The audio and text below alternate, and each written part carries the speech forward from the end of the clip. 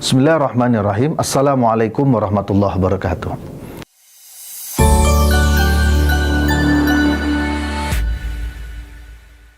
Sahabat zakat yang dimuliakan Allah Subhanahu wa taala. Sebagaimana yang telah dijelaskan pada edisi sebelumnya, bahwa di antara al-amwal az-zakawiyah atau harta objek zakat itu adalah harta yang diperoleh karena penghasilan dan keahlian kita, atau yang kita sebut dengan al-mal al-mustafad. Memang terkait dengan zakat atas harta penghasilan profesi ini ada perbedaan pendapat, dan perbedaan pendapat itu harus kita hargai.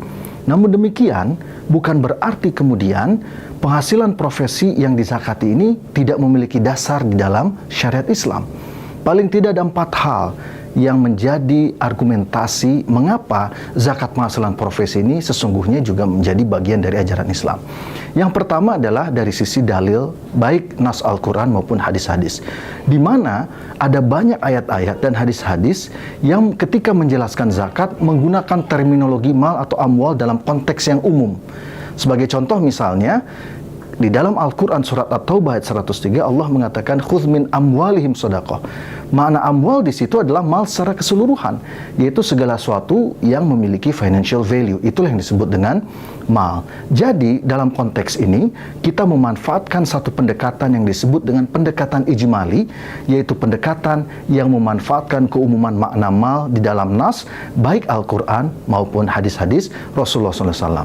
Kemudian yang kedua adalah kita melihat kisah-kisah para sahabat. Di dalam Kitabul Amwal karya Abu Ubaid, di situ dijelaskan pendapat Ibnu Abbas radhiyallahu anhuma.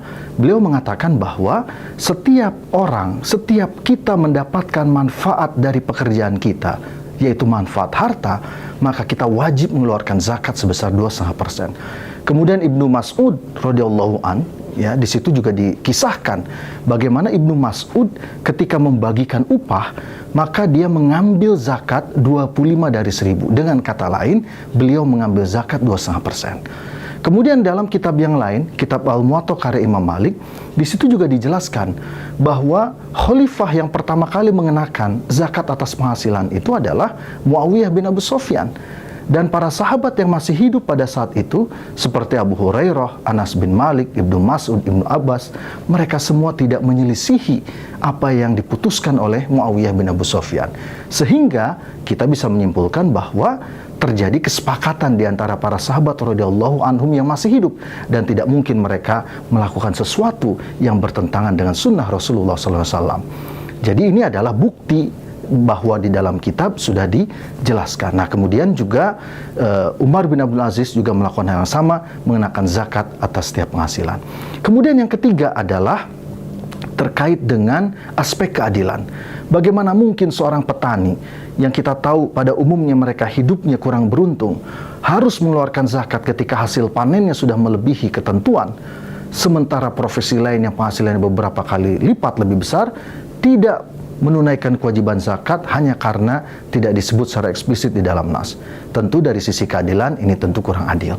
Karena itu wajar kalau kemudian penghasilan profesi ini juga terkena zakat. Dan yang keempat, dalam kaidah fikih dikatakan hukmul wali yarfa'ul khilaf, bahwa keputusan negara menghilangkan perbedaan. Jadi dalam konteks Indonesia, negara telah memutuskan melalui Undang-Undang Nomor 23 Tahun 2011 tentang pengelolaan zakat dan Peraturan Menteri Agama Nomor 52 Tahun 2014 bahwa penghasilan yang diperoleh dari profesi adalah bagian dari zakat harta. Karena itu, sahabat zakat yang dirahmati Allah Subhanahu wa taala, jangan ragu untuk menunaikan zakat harta penghasilan kita. Demikian, wassalamualaikum warahmatullahi wabarakatuh.